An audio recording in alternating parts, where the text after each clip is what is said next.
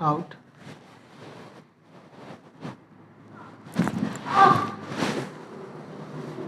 सही।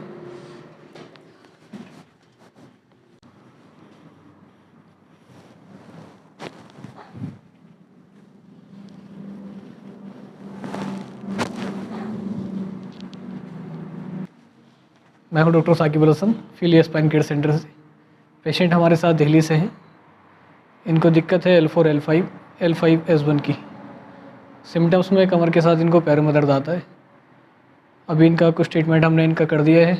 अब जानते हैं क्या प्रॉब्लम थी और अभी ये कैसे है। हाय फ्रेंड्स, मैं जुलाई 2022 से मुझे प्रॉब्लम होनी स्टार्ट हुई थी, जिसमें सबसे पहले मुझे बैक में बहुत स्टिफनेस और थकान महसूस